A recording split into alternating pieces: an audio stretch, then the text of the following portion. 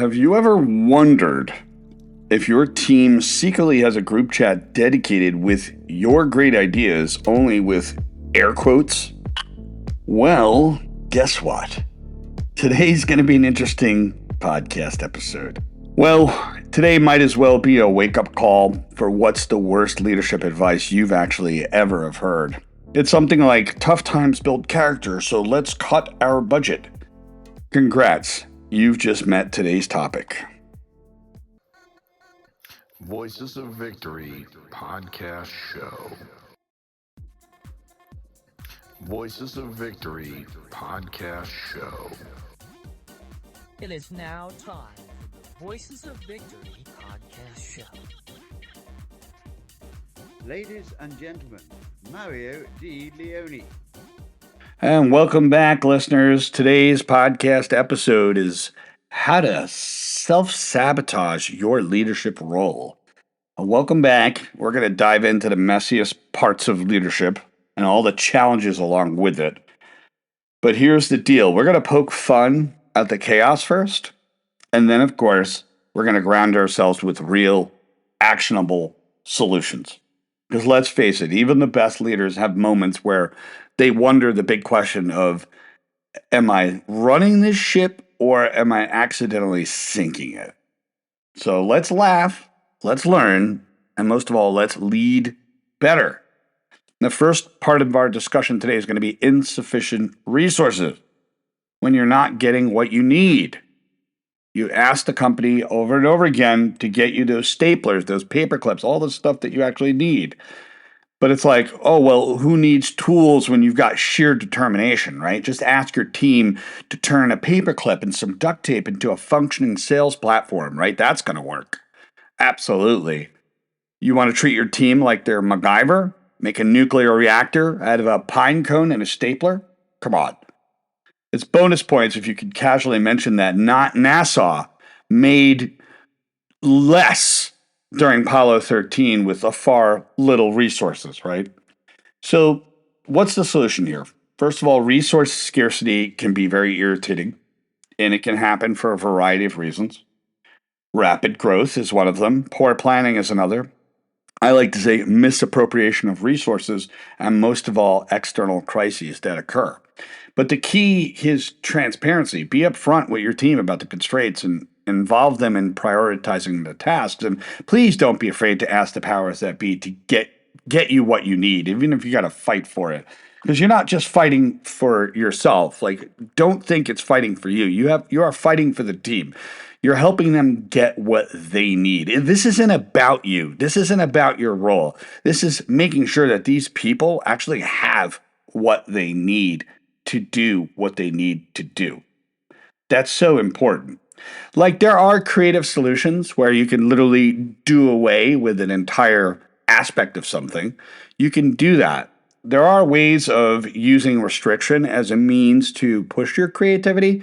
Like, it can indeed force creativity out of the darndest places. Like, I get it. But there are going to be moments in time where having the basics is requested. I need paper clips, period. I need a stapler. That's it. Like, this is an office. I'm sorry, we need to function on staplers, right? We don't want to do what happened in an office space where we start putting people in the basement and take their stapler away. We don't want to do that, okay? We got to focus on what's truly essential and advocate for the resources that you actually need with upper management. Creative problem solving is great because there's boundaries, there's restrictions, but you don't want to operate through vague desperation. Got it? And that leads us over to a shortage of funding, all right? The company doesn't have the funding. As budget cuts, perfect. Just announce that everyone's getting paid in exposure this month. Everybody will know that you're the employee of the month. It's okay, you're not getting a paycheck. But when someone asks for new software, please hand them something they need. Don't hand them an abacus and say, it's retro, give it a shot. Come on now. Now, the solution here is like, we understand economic downturns or internal mismanagement can leave the budgets absolutely tight. So take a proactive approach. Review spending to cut waste Look for alternative funding like grants or partnerships, or find a way to involve your own team in cost effective solutions without scaring the living pants out of them, right? Transparency is critical here. It's absolutely critical. And your team needs to understand the big why. Remember, we talk about that why is the GPS of your organization.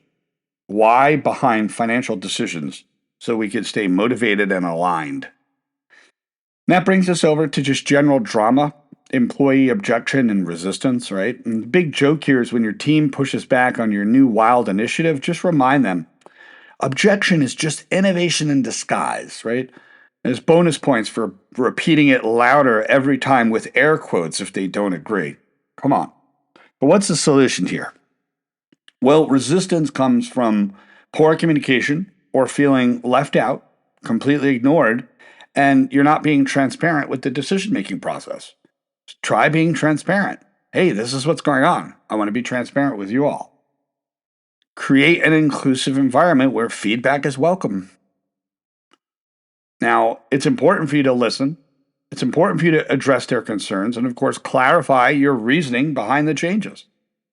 When employees feel heard, understood, felt, and respected, they're far more likely to support you even in the most challenging times.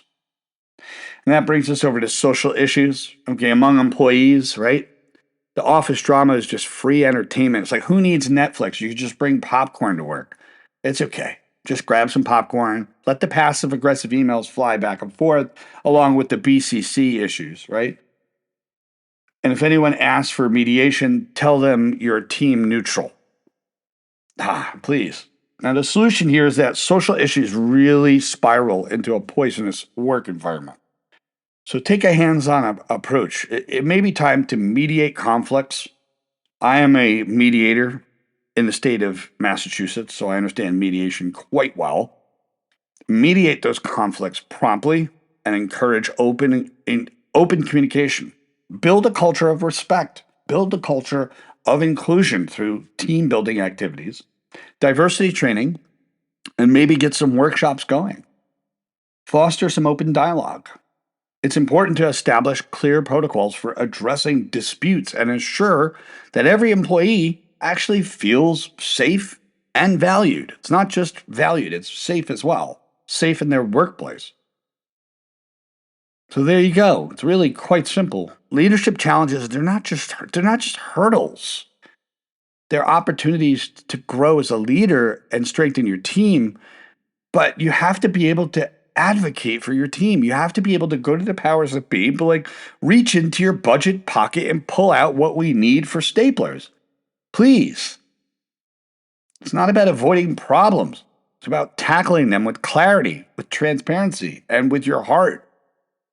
So next time that chaos starts to strike, you'll know how to turn it around and you don't have to be MacGyver and build a megaphone out of bamboo and a pasta sieve.